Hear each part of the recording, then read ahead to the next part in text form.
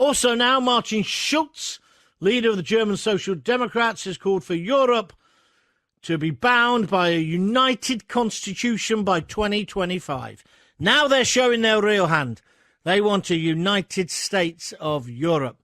How have we got ourselves in this mess? How do we get out of it? One man who should have some ideas is Mr. Stephen Wolfe, who joins us now, the independent MEP, obviously former immigration spokesperson for UKIP. Hello, Stephen. Hello, John. Good afternoon. I tell you what, you could talk on every subject today, but we'll start with the EU before we move on to all the other nonsense. 72-hour deadline. Who the hell do these people think they are, and why are we in this mess? Well, they are who they've always believed they are, John, which is the kind of supreme beings of the European continent. I mean, that's what they feel, and Schulz's very clear statement, which actually, to be fair on him, it matched what Jean-Claude Juncker said in the State of the Union speech early on in September, and what Macron then followed up after that. And that is that they are using Brexit to finish off the job of creating the country called the United States of Europe, something that we let the public know, and they called us liars for saying it would never happen. So now they want a very clear constitution. And why are we in the situation that we're in? Is because right at the very beginning, when we set out as a government, the red lines on immigration, the red lines on money, the red lines on trade, is we backtracked on it, partly because we have listened to some corporate interests, others because the civil servants and people like Anna Soubry have managed to whittle away the confidence of those in power. And that's where we are. We are with people now who won't pull the final trigger of the thing that really frightens the EU, and that is going for a no deal. So you want her to walk away? I think we should have always had it on the table. You begin a negotiation by saying, look, Mr. Barnier, I appreciate that you're looking after the interests of the 27 European nation states, and these are the 4 things that you said you want. Okay, we want to deal with it. Here is our ideas for you. Let's have a bit of banter backwards and forwards, but bear in mind this. The public said we will take complete control of immigration, and I don't want to leave the show today without talking about immigration, John, if you don't mind, because of what No, we're going to go on to that. Don't you worry. Carry on. Yeah. The second is on terms of money, and of course you can always negotiate a bit of money. If those of us who have been divorced understand that you have to do that in order to try and see access to the children or move on. But as long as we've made it clear that these were our clear red lines, and once they pushed beyond them and do what they have always done, John, which is tend to take the mickey out of the other side, we should have instantly said, no, that isn't going to happen. We'll walk away, and you know the impact a no deal will have on Europe. But she clearly hasn't done that, and she seems to be dancing to their tune, even to the point of which she was not only willing to betray the party who's propping her up in government, the DUP, but betray the whole of Northern Ireland. I mean, what she tried to do on Monday was despicable. I think what was done on Monday was exactly the type of example of what the European Union does. It puts a pressure point on. It says, we're only going to do that, and now we're using Ireland, and we're going to back them up. And goodness knows what the hell the Irish think they're doing. The Irish were sold a kipper, to put an old line in terms of financing. They had a massive bank debt, and the European Union forced them to take bank debts that would have put German and French banks into bankruptcy and put it on the backs of the citizens of Ireland. Can't the Irish see that the EU will screw them again once their usefulness in this transaction is over? So where now for Theresa May? Do you think she'll get a deal in 72 hours? I think there will be a form of deal in 72 hours which will be nothing like what we campaigned for, what the public voted for. And as we're seeing on borders, yes, they're going to actually turn around and say that we'll have regulatory alignment. I'm sorry, John, but I've been just outside, just as an aside, where 10,000 10,000 Catalans have been demonstrating in Brussels today in the pouring rain Yeah. over the way the EU are treating them. And if there's any lesson in how undemocratic this place is, how anti-democratic place is, you got to understand how you've got 10,000 Catalans that come here to say, Unbelievable. stop imprisoning our politicians for supporting our view. So I've been watching that, and that's really what's down the line for us if we remain in. It's that sort of attitude that they have, and that's what she's facing. And they'll do a deal on border. Of course they will. But it'll mean regulatory alignment. And in normal speak, for you and I, we know that means staying in the customs union for 10 years. So, at least. So in effect, we'll still be in the EU, but not in it. It's the worst possible position to be in. Let's look at the factors that we've seen so far. On money, we're going to give them at least 50 billion. That's nearly 8 or 9 years of our net contributions. So effectively, they're getting our money 9 years in advance. Yeah. On the Irish border, and David Davis says we've got to have regulatory alignment across the whole of the UK. So we're complying with EU rules for the next 10 years.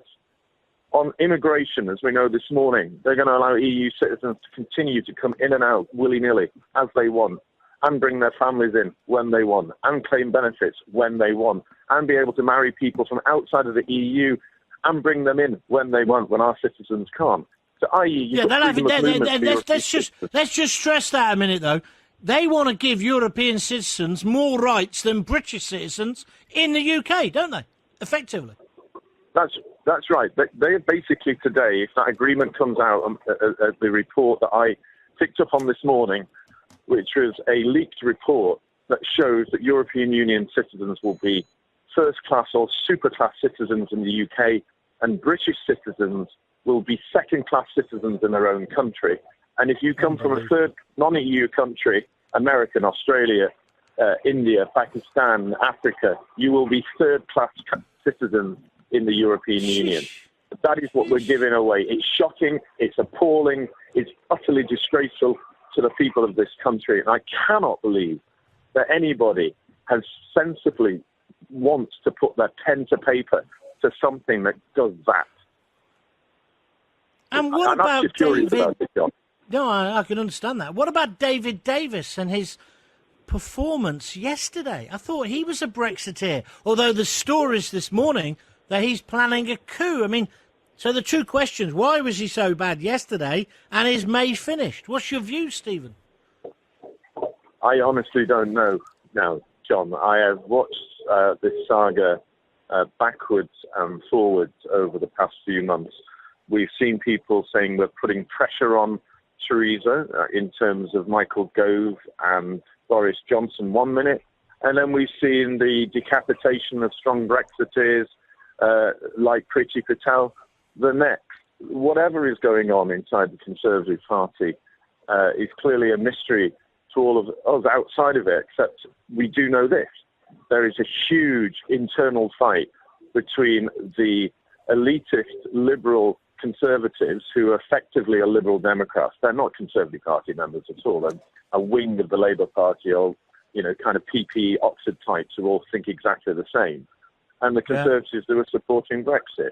And of course, that's a massive fight. Whoever wins at this stage will determine where our country is in the next decades onwards. So how do we, the ordinary people, fight back against all this nonsense? Or was it just a waste of time voting in June? 17.4 million? They're just going to ignore us, aren't they? They are ignoring us. They are ignoring us, and they believe that we will just go completely quiet and just accept it. We'll stop voting. We'll ignore them. That's exactly what they want.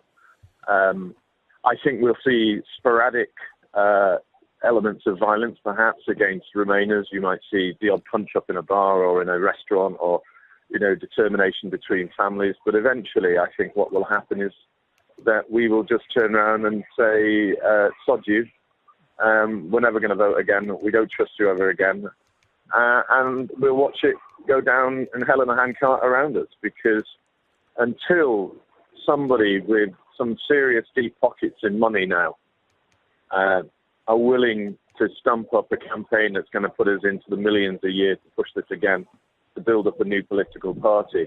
And there is no sign of that, John. There is just no sign of that at the moment of people putting their hands in the pockets to do that. Then it will be the most monumental portrayal of particularly the working poor and working families in this country that have suffered the impact of our membership of the European Union. Now, I can't speak to you and let you go without asking. Go on, carry on.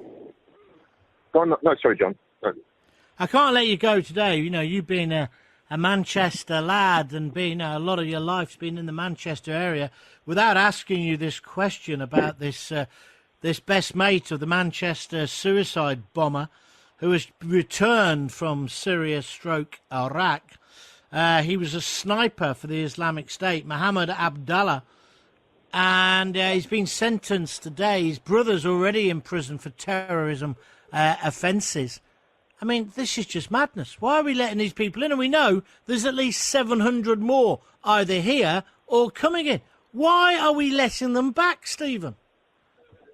The same weakness, we're letting the European Union win over this issue. The same weakness that we're not supporting Trump in promoting Jerusalem as being the capital for Israel. The same weakness that we've been shown because we've been infected by a liberal disease that just doesn't understand what ordinary people have to go. And whilst they're living in their closeted university lands where they meet each other, that's where they live, that's where they breathe, and that's where they continue to go once they left. That these people should never have been allowed to return. They should have, and if we ever found them here, we should deport them back to the countries that they were fighting in and let those countries that are now trying to reform again, in this case Syria, let the Syrian government treat them for what they are, the war criminals that they are, the terrorists that they are, and let them do it at their own hand. We certainly shouldn't have anything to do with them whatsoever. We certainly should be paying taxpayers' money to fund them in effectively a training camp for jihadis, which is the prisons of the future. It's a mad, mad world. Stephen, thank you for joining us. Stephen Wolfe, Independent.